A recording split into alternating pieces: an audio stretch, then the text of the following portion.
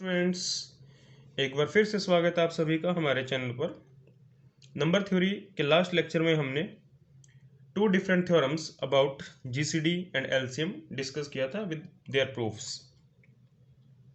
Okay, तो इस lecture में हम लोग आपके लिए लेकर आए हैं Fermat's little theorem, one of the most fascinating theorem in the field of number theory.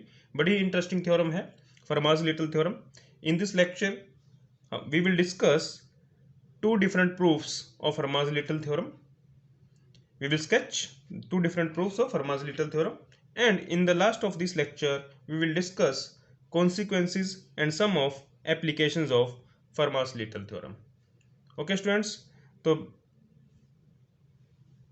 Students, फर्मास little theorem को प्रूव करने से पहले कुछ हिस्टोरिकल फैक्ट्स के बारे में जान लेते हैं फर्मास लिटल थ्योरम के। तो Fermat's little theorem was given by famous French mathematician Fermat, and he was an amateur mathematician. Amateur means he was not a mathematician by profession. Profession नहीं था उनका mathematician, mathematics field, but उनका शौक था mathematics के field में काम करना। तो जनरली वो अपनी जो थ्योरम्स हैं, उनकी फाइंडिंग्स हैं, उनका प्रूफ को लिखते कम थे। स्पेसिस वगैरह का प्रॉब्लम मेंशन करते थे कि भी मेरे पास स्पेस नहीं है, या मैं प्रूफ मेरे पास लेंथी है तो इसलिए मैं इसको इस स्पेस में नहीं लिख सकता। जब भी किसी को लेटर लिखते थे वो तो स्पेस का प्रॉब्लम शो करते थे। तो 18 अक्टूबर 640 को उन्होंने एक लेटर लिखा अपने फ्रेंड को, फ्रेंड के लिए को लेटर लिखा उन्होंने, और उसमें उन्होंने ये मेंशन किया कि I have prove this theorem but due to shortage of space, मुझे डर है कि कहीं ये प्रूफ ज़्यादा लेंथी ना हो, तो इसलिए मैं इसको डिस्कस नहीं कर रहा हूँ यहाँ पर, but I have an idea of this proof. उन्होंने ऐसा लिखा लेटर के अंदर। ओके स्टूडेंट्स, तो नेक्स्ट इसको जो फर्स्ट मैथमेटिकल प्रूफ जो ऑन पेपर्स आया, that was given by Euler. Euler in 736 has given a well explained proof of this theorem, but ऐसा माना जाता है कि जो मैथमेटिशियन थे लेबनीज, उन्होंने ऑयलर से पहले ही इस प्रूफ को ऑब्टेन किया था। उन्होंने ऑयलर से पहले ही प्रूव कर लिया था इनको, बट उन्होंने अनपब्लिश्ड किया, इसको पब्लिश नहीं किया पब्लिक में।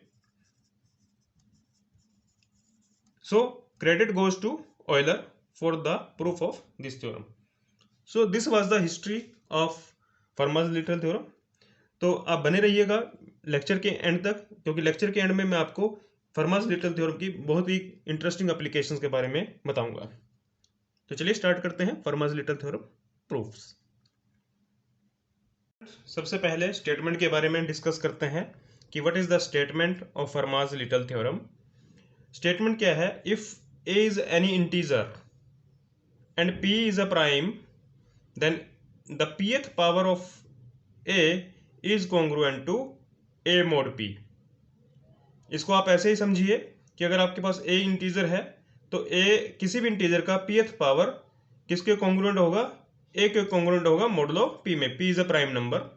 और आप इसको ऐसे भी कह सकते हैं कि अगर आपने किसी इंटीजर के pth पावर को प्राइम से डिवाइड किया तो आपके पास क्या रिमाइंडर आएगा? a रिमाइंडर आएगा। Okay, or you can say the p, if p is a prime then p divide a raised to power p minus a.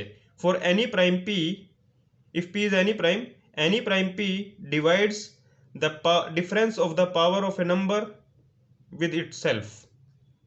p किसको डिवाइड करेगा? a p minus a। तो आप इसको ऐसे भी state कर सकते हैं कि if p is a prime then p will divide the difference of the pth power of a number with itself। And in particular if the GCD of a and p is 1, तो ये इसका particular case है। अगर a और p का GCD 1 रहेगा तो आप यहाँ से क्या कंक्लूड कर सकते हैं कि a raised to power p minus 1 is congruent to 1 mod p। So this particular case has a number of applications। Okay, तो अगर a और p का GCD 1 होगा, देखिए अगर प्राइम होता है तो दो ही सिचुएशन होती है, या तो प्राइम किसी नंबर को डिवाइड करता है या फिर उसका GCD क्या रहेगा? 1 रहेगा। तो a raised to power p minus 1 is congruent to 1 mod p। These two statements are taken as the Fermat's little theorem। This is more general statement this is a particular case. तो चलिए students prove करते हैं, but फर्मास little theorem को prove करने से पहले मैं आपको कुछ एग्जांपल की हेल्प से रिजल्ट शो करूंगा, उससे आपको थ्योरम को समझने में आसानी रहेगी। मैं आपको एक छोटी सी ऑब्जर्वेशन करके दिखाता हूँ, उससे आपको जब हम फर्मास लिटिल थ्योरम का प्रूफ करने जाएंगे तो बड़ा इजी फील होगा। देखिए कैसे, let p is equal to 7, तो आपने प्राइम चूज किया 7। Now let s is the set of all positive remainders. हमने क्या करना है, देखिए जब भी हम किसी नंबर को 7 से डिवाइड करेंगे तो क्या क्या रिमाइंडर की पॉसिबिलिटी है। अगर पूरा पूरा डिवाइड होगा तो रिमाइंडर 0 आएगा, अदरवाइज 1 2 3 4 5 6, तो ये रिमाइंडर्स रहते हैं जब हम किसी भी इंटीजर को 7 से डिवाइड करेंगे। तो या तो रिमाइंडर 0 आएगा, या 1 आएगा, या 2 आएगा, 3 4 5 6। तो मुझे यहाँ से क्या करना है, मैंने पॉजिटिव रिमाइंडर्स लिए, set of all positive remainder, 0 को निकाल दिया। ओके, तो s क्या है, s is the set of all positive remainders, all positive remainders, modulo 7 कह सकते हो आप, बिकॉज 7 से डिवाइड करते हैं तभी आपके पास ये रिमाइंडर आएंगे। Okay, now choose a number a such that a and 7 has GCD 1। Suppose आपने a को 8 चूज किया, हमने एक ऐसा नंबर चूज किया 8 जिसका 7 के साथ जीसीडी क्या है, 1 है।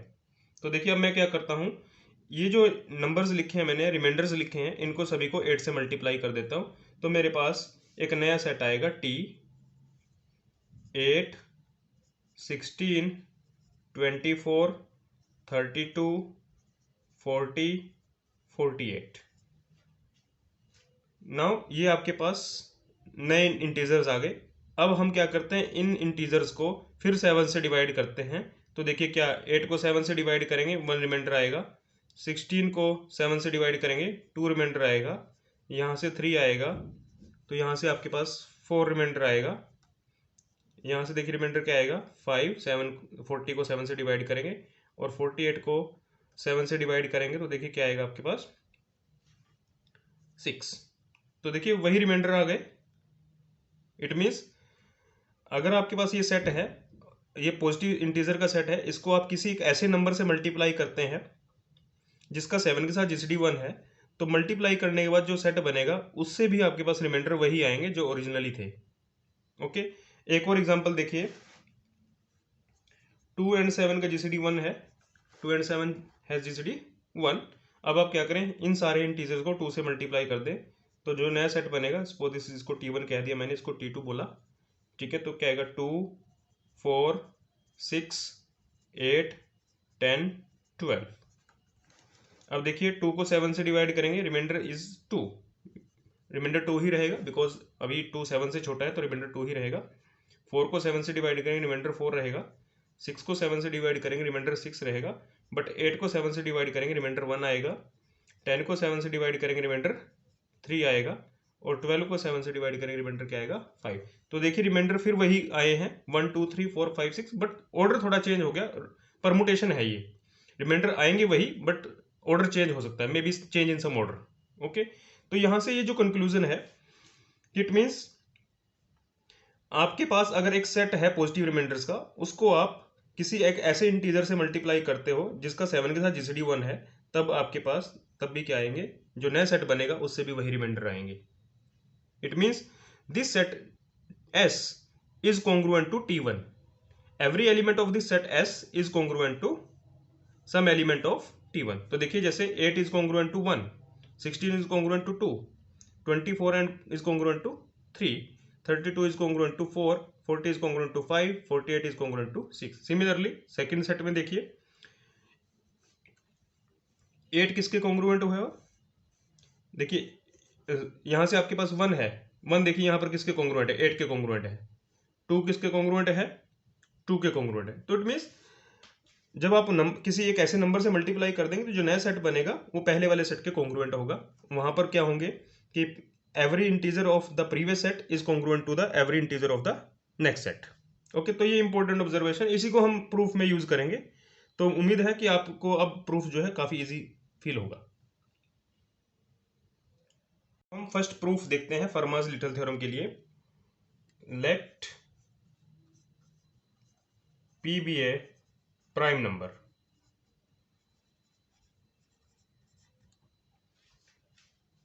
then S is equal to 1, 2, 3 up to P minus 1 be the set of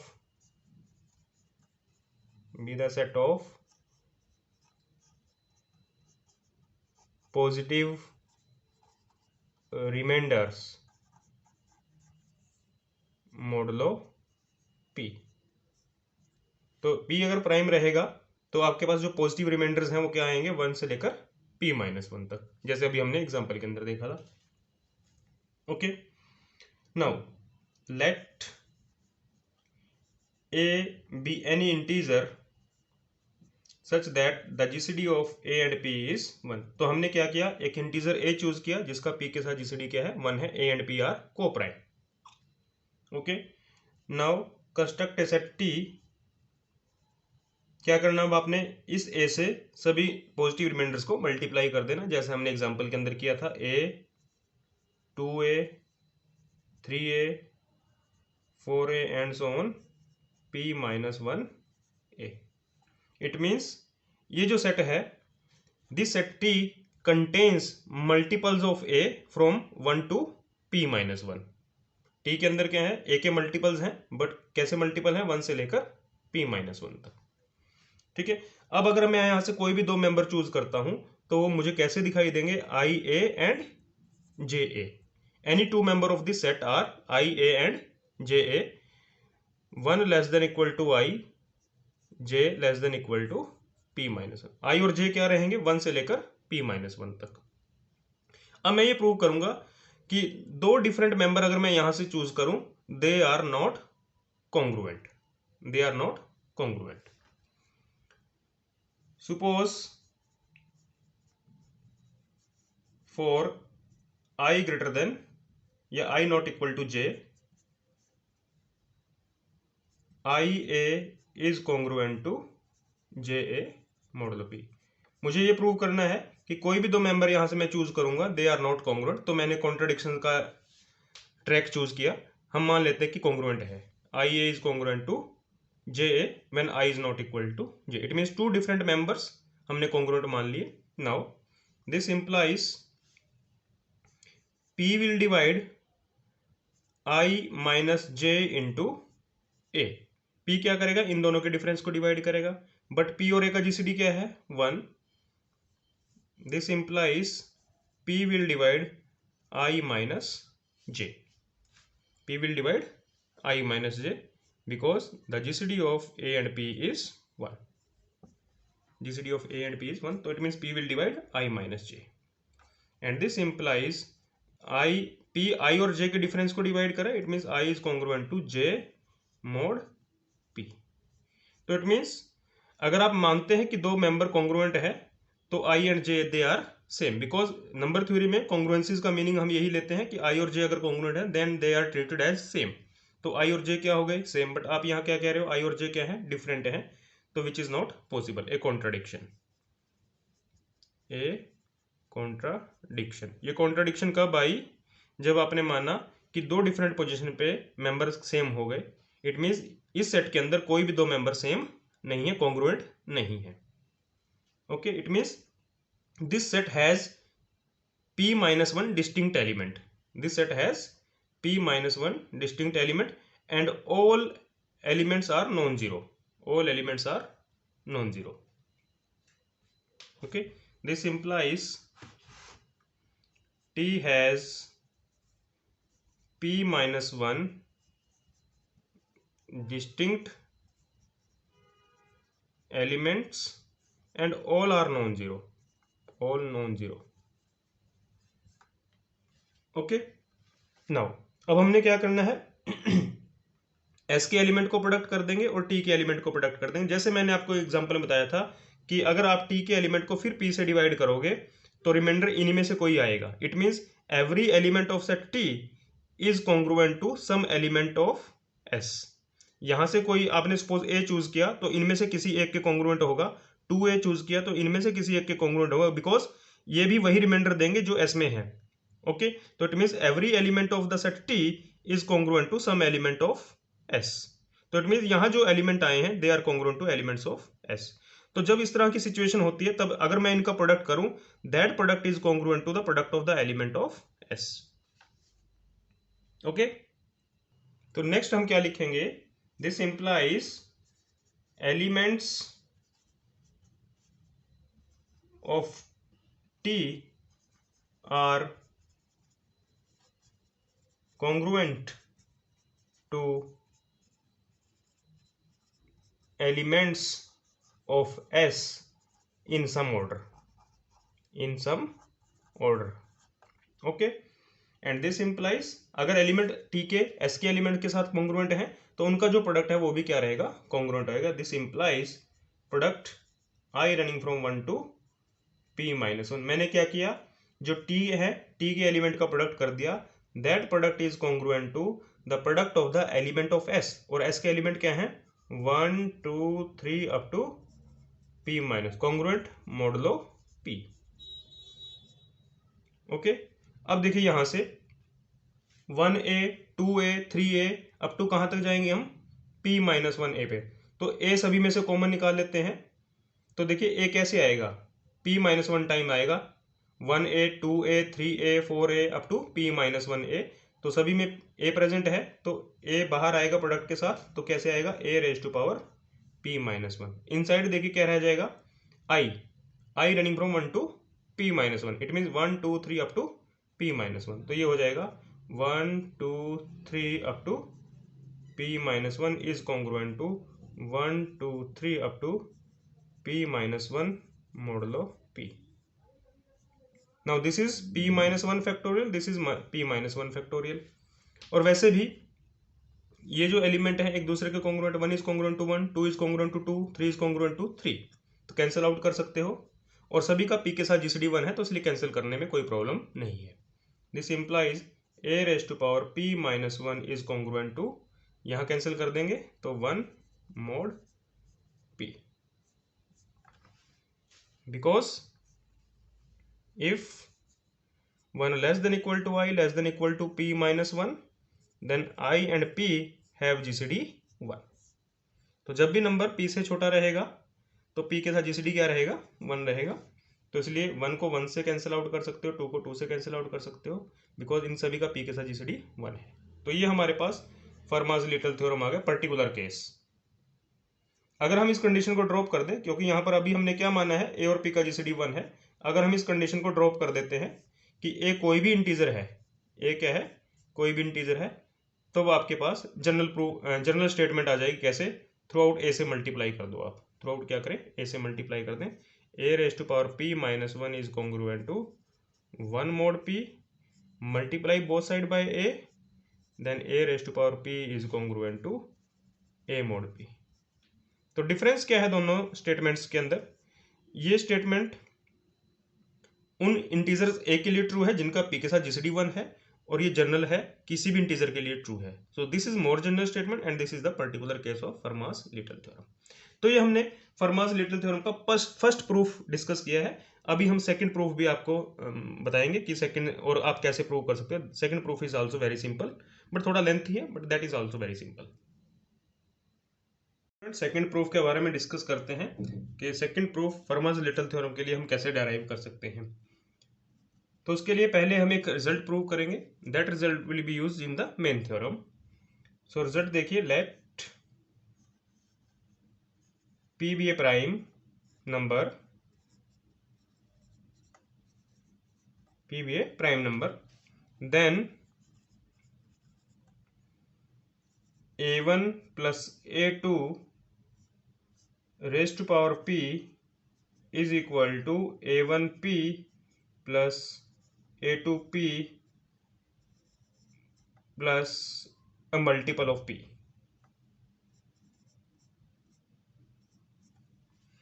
For any integer a1 a2। Okay, तो यहां पर हमने क्या किया, if p is a prime then a1 plus a2 raise to power p is equal to a1p plus a2p plus a multiple of p। तो ये result हम पहले प्रूव करेंगे। अगर आप इस रिजल्ट को देखें तो ये एक्चुअली आपके ने जो लोअर क्लासेस में किया हुआ a plus b square is equal to a square plus b square plus 2ab।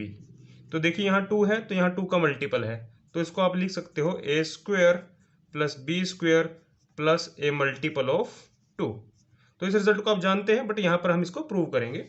Similarly अगर आप a plus B cube calculate करेंगे तो क्या आएगा, a cube plus b cube plus 3ab a plus B.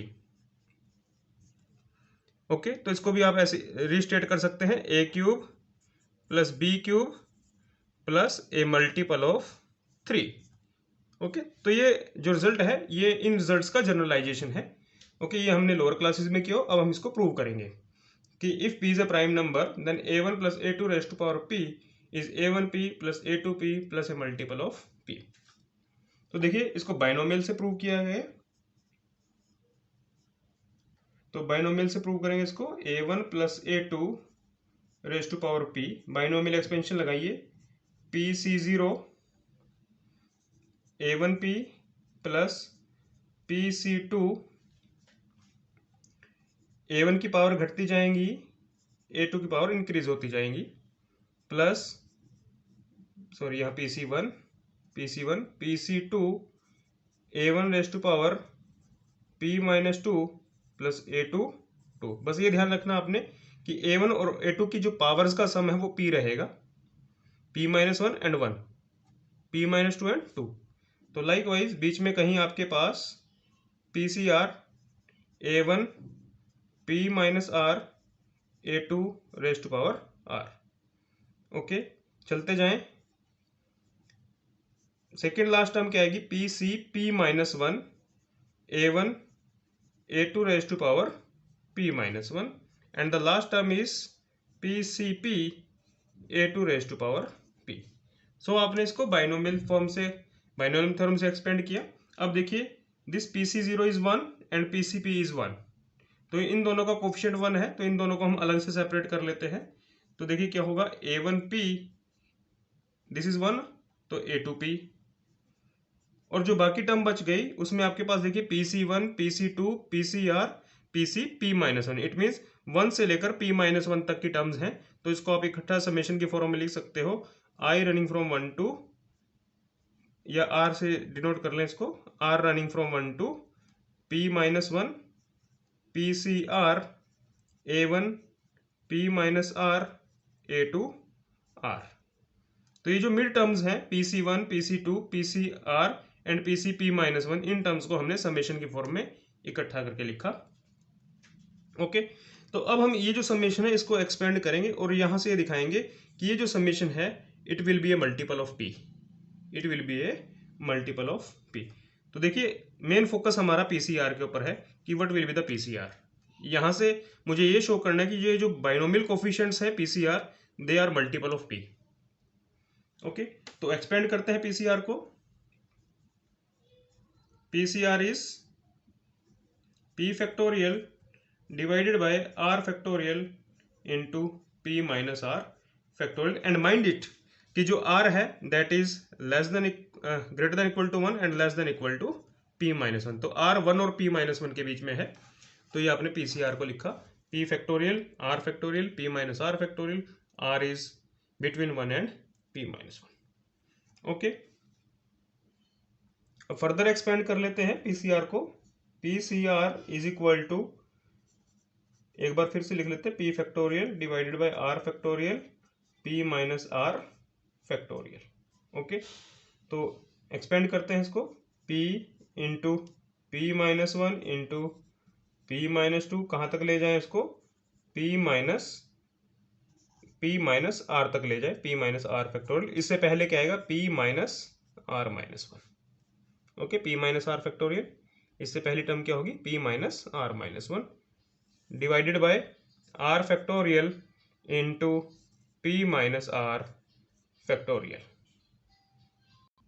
Now cancel p r minus factorial with p minus r factorial. तो देखिए remaining terms क्या रह गई हमारे पास, p into p minus one, p minus two up to product p minus r minus one divided bye are factorial. Now देखिए ये 1 से लेकर r माइनस वन टर्म्स हैं और वन टर्म ये है, तो जो न्यूमरेटर है उसमें r कंसेक्यूटिव टर्म्स हैं। और आप जानते हैं कि if we have product of r consecutive integer then that product is divisible by r factorial. तो जो न्यूमरेटर है r कंसेक्यूटिव टर्म्स का प्रोडक्ट है, तो ये r फैक्टोरियल से डिवाइड हो जाएगा। तो it means p into p minus one, p minus two up to p minus r minus one r factorial से डिवाइड होगा, तो ये कैसे लिखा जाएगा, आर फैक्टोरियल का मल्टीपल।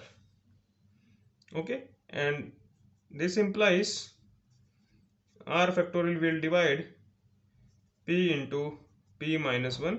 दोनों बातें इक्वलेंट हैं, आप मल्टीपल लिखिए या ये लिखिए कि ये डिवाइड करता है उसको, p minus r minus one. Okay, now अब देखिए व्हाट इज आर। मैंने आपको पहले बताया था कि आर जो है 1 से लेकर p माइनस वन तक है। तो जब आप आर फैक्टोरियल को एक्सपेंड करेंगे तो उसमें कहीं भी p प्रेजेंट नहीं होगा, because r factorial is the product of all integer less than p।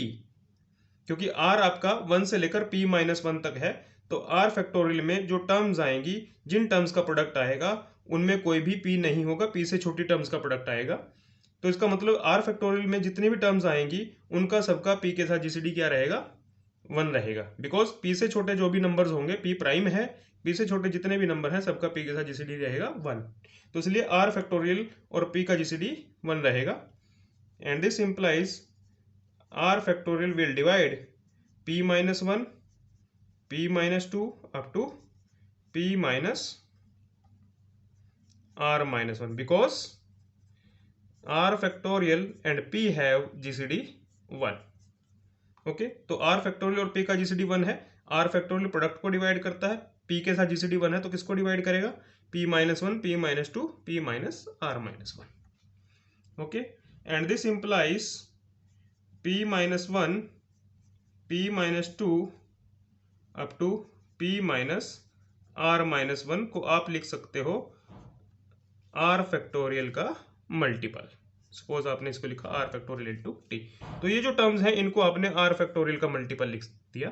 तो देखिए अब क्या हो गया हमारे पास, P C R is equal to p into R factorial into T. ये जो टर्म्स हैं इनको आपने r फैक्टोरियल का मल्टीपल लिखा और डिनोमिनेटर में भी r फैक्टोरियल है, कैंसिल आउट कर दें। तो this implies p C R is a multiple of p।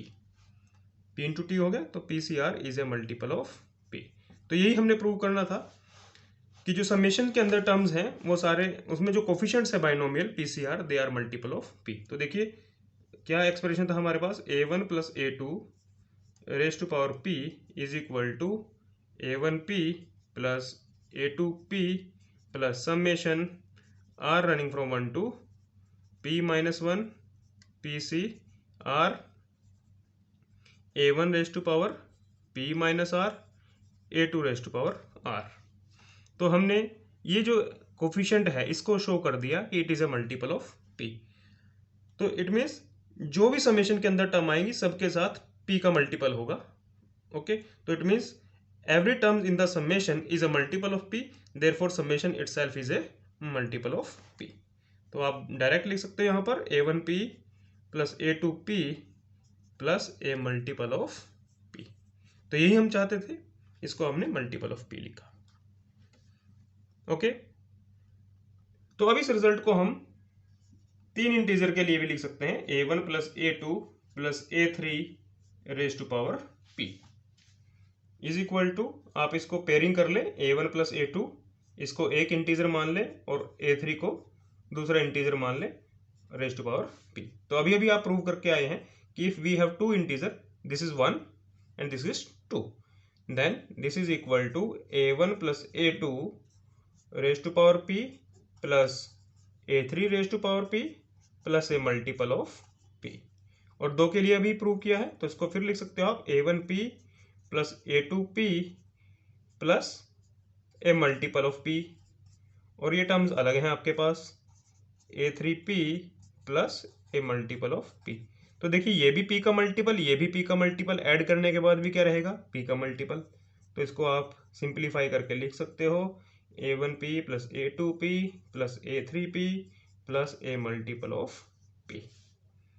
Okay, तो 3 के लिए आपने रिजल्ट को एक्सटेंड कर दिया। Similarly you can extend this result for any number of integers.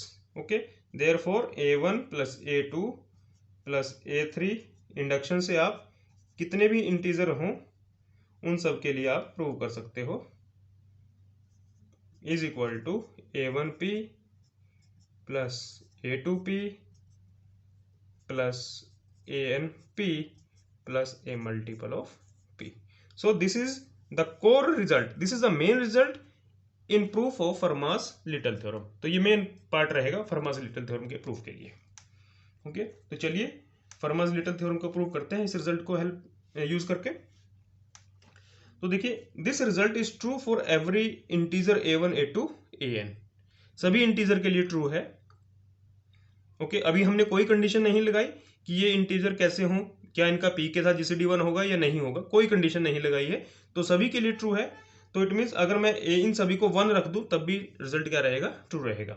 Okay, for A1 is equal to A2 is equal to AN is equal to 1, सभी integers को 1 रख दें तब भी रिजल्ट क्या रहेगा, ट्रू रहेगा। तो 1 plus 1 plus 1 how many times, n times, तो ये हो जाएगा n raise to power p is equal to 1 raise to power p 1, 1 raise to power p 1 and 1 raise to power p is 1 plus a multiple of p। Okay, तो देखिए ये भी कितनी बार आएगा, 1 plus 1 plus how many times, n times. तो देखिए क्या रिजल्ट हो गया हमारे पास, n raise to power p is congruent, sorry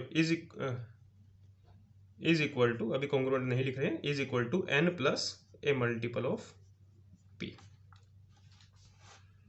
okay, तो दिस इंप्लाइज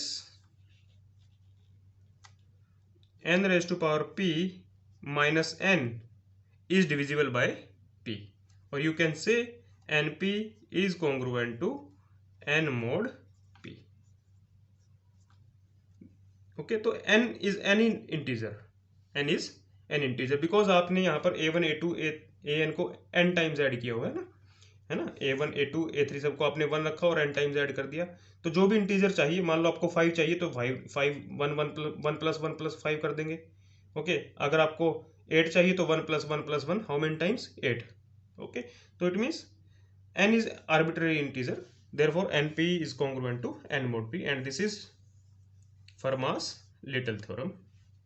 ओके, अब आप n को चाहे a लिखें, आप n को चाहे t लिखें, n is arbitrary integer, n की जगह आप a लिखें, b लिखें, c लिखें, कोई फर्क नहीं पड़ता उससे।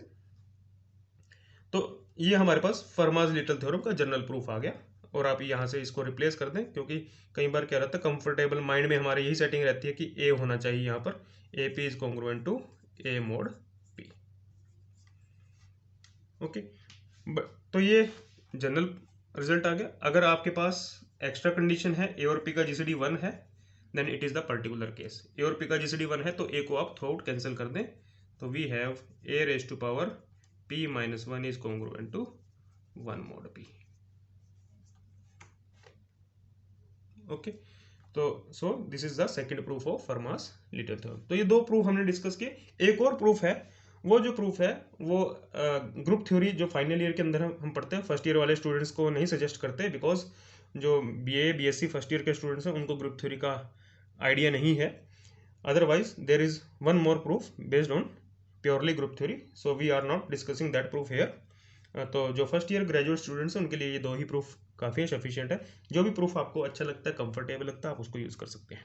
ओके स्टूडेंट्स, नाउ अब हम कुछ कॉन्सिक्वेंसेस जो इंपॉर्टेंट एप्लीकेशंस है फर्मास थ्योरम की, उनको डिस्कस करेंगे। एप्लीकेशन देखिए स्टूडेंट्स फर्मास थ्योरम की क्या है, to find an the inverse an integer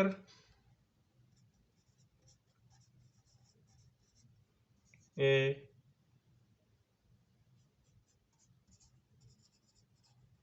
modulo p. It means if a is an integer which is not divisible by p, then you can find out the inverse of this number a using Fermat's-Little theorem. तो inverse क्या है, क्या definition है inverse की modulo P के अंदर? तो पहले डेफिनेशन को स्टडी करते हैं. Let a be an integer, then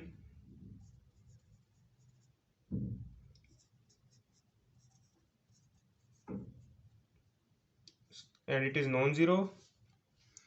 A is a non-zero integer, then a non-zero integer b is called inverse of a modulo p. Modulo के अंदर इनवर्स कैसे डिफाइन करेंगे? If the product of a b is congruent to 1 mod p.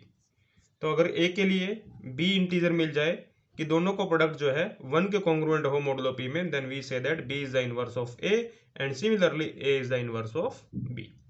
तो फर्मास-लिटल theorem का use करते हुए हम किसी भी इंटीजर a का जो p से डिविजिबल नहीं है इनवर्स फाइंड आउट कर सकते हैं. तो देखिए कैसे. लेट a be an integer such that p does not divides a. तो p अगर a को डिवाइड नहीं करता तो डेफिनेटली p और a का जीसीडी क्या हो जाएगा? 1 हो जाएगा. और इसके लिए हम फर्मास थ्योरम लगा सकते हैं. तो a raise to power p minus 1 is congruent to 1 mod p. This is Fermat's little theorem. Now break this a raised to power p minus 1 as a into a raised to power p minus 2 1 mod p. So this is the inverse of a modulo p. तो अगर आप किसी integer a का p के modulo p में inverse निकालना चाहते हो और वो इंटीजर a से p से डिविजिबल ना हो तो आप फर्मास-लिटल थ्योरम को यूज कर सकते हो. ओके, फॉर एग्जांपल जैसे सपोज 8 and 7 है GCD 1, therefore 8 raised to power 6 is congruent to 1 mod 7. Okay, and therefore 8 raised to power 5 is the inverse of 8 modulo 7. Okay, so 8 raised to power 5 is the inverse of 8 modulo 7. So this is the first application of Fermat's-Little theorem. Now we will discuss the second application of Fermat's-Little theorem, that is very interesting too, and it has a wonderful applications in number theory, cryptography and many other computer fields.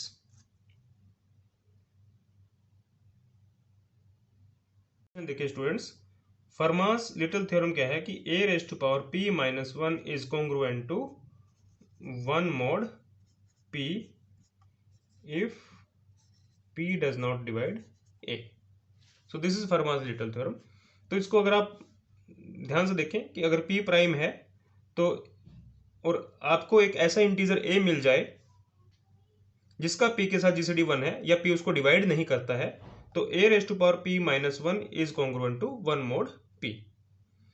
तो second application क्या है कि फर्मास-लिटल theorem को testing के लिए use किया जाता है कि किसी नंबर की टेस्टिंग करनी है कि वो नंबर प्राइम है या नहीं. तो प्राइमल टेस्टिंग के लिए, प्राइम नंबर की टेस्टिंग के लिए फर्मास-लिटल थ्योरम को हम यूज करते हैं. तो देखिए कैसे. कॉन्ट्रापोजिटिव स्टेटमेंट देखिए इसका कि अगर प्राइम है p और a और p का जीसीडी 1 है तो a raise to power p minus 1 क्या आएगा? 1 mod p. इट मीन्स अगर आपको एक इंटीजर a मिल जाए जिसको p डिवाइड नहीं करता है, ओके, और उसकी पावर m माइनस 1 नहीं आती है, तो आप कह सकते हो कि m is not a prime. तो कॉन्ट्रापोजिटिव स्टेटमेंट देखिए क्या होगी. Contrapositive statement,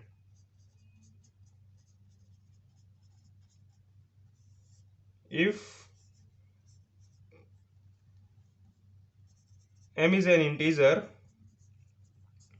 such that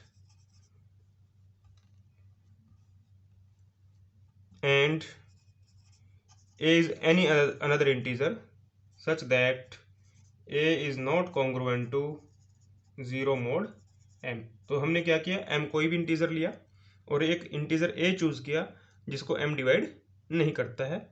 if a raise to power m minus 1 is not congruent to 1 mod m, it means अगर a की पावर m माइनस 1 नहीं आती है तो definitely you can say that m is not a prime, m is not a prime, and this implies m is composite, m is composite। तो फर्माज little theorem को हम prime number की testing के लिए भी यूज कर सकते हैं and it has wonderful applications. तो देखिए एक बार दोबारा इसको समझते हैं कि आपने m कोई इंटीजर चूज किया और हम चेक करना चाहते हैं कि m प्राइम है या नहीं। तो उसके लिए क्या करना पड़ेगा, आपको एक इंटीजर ऐसा चूज करना पड़ेगा जिसको m डिवाइड नहीं करता है। और अगर आप ये चेक कर सकें कि a raise to power m minus 1 के कॉन्ग्रुएंट नहीं आया तो आप डेफिनेटली कह सकते हो कि m is not a prime. So testing के लिए, प्राइम नंबर की टेस्टिंग के लिए फर्माज लिटल थ्योरम को हम यूज करते हैं। अब एग्जांपल देखिए, suppose m is equal to 48703, 48703। तो आपने एक नंबर चूज किया, देखिए ओड नंबर है, ओके, तो 2 को ये डिवाइड नहीं करेगा।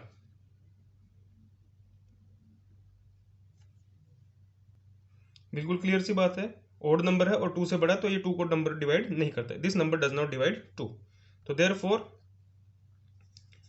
हम ये चेक करना चाहते हैं कि नंबर प्राइम है या नहीं। तो 2 को डिवाइड नहीं करता तो 2 को हमने चूज कर लिया। 48703 माइनस 1 ये हमने चेक करना है, मोडलो 48703। तो 2 रेज टू पावर 48702 हमने ये चेक करना है मोडलो 48703 में, ठीक है। तो अगर हम इसको चेक करेंगे तो दिस इज नॉट 1, तो ये 1 नहीं आएगा, it means this is not a prime number. 48703 is not a prime number. Calculation थोड़ा ज़्यादा होगी क्योंकि बड़ा नंबर है, आप कैलकुलेटर का यूज़ कर सकते हैं या और मेथड्स यूज़ कर सकते हैं, तो आप बड़े इजीली चेक कर सकते हो कि this is not congruent to 1 mod 48073, therefore 48073 is not a prime number. तो सेकंड एग्जांपल देखते हैं इसी केस में। सपोज आपने नंबर चूज किया m is equal to 80581, okay. Again ये 2 को डिवाइड नहीं करता है तो हम 2 के लिए ट्राई करेंगे। 2 रेज टू पावर 80580, ओके। और आप चेक कर सकते हो कैलकुलेटर की हेल्प से, दिस इज 1 mod 80581। तो इसका मतलब ये नहीं कि अगर यहाँ से 1 आ गया तो ये प्राइम है, ठीक है। देखिए अगर 1 नहीं आएगा तो डेफिनेटली कह सकते हो कि ये प्राइम नहीं है, बट अगर 1 आ गया तो आप अभी डिसाइड नहीं कर पाएंगे कि ये प्राइम है या नहीं। इट इज इनकंक्लूसिव, अभी कंक्लूड नहीं कर सकते कि ये प्राइम है, ओके। तो फिर हम क्या करेंगे, नेक्स्ट कैंडिडेट के लिए ट्राई करेंगे। 3 और 80581 का जीसीडी भी 1 आएगा, तो 3 के लिए ट्राई करेंगे।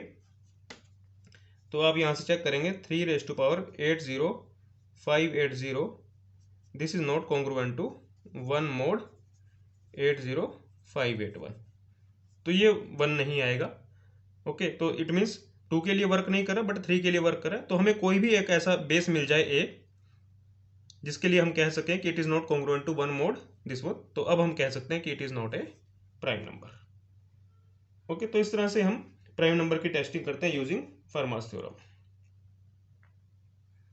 Okay students. तो आज के लेक्चर में इतना ही। उम्मीद है आपको वीडियो अच्छा लगा होगा।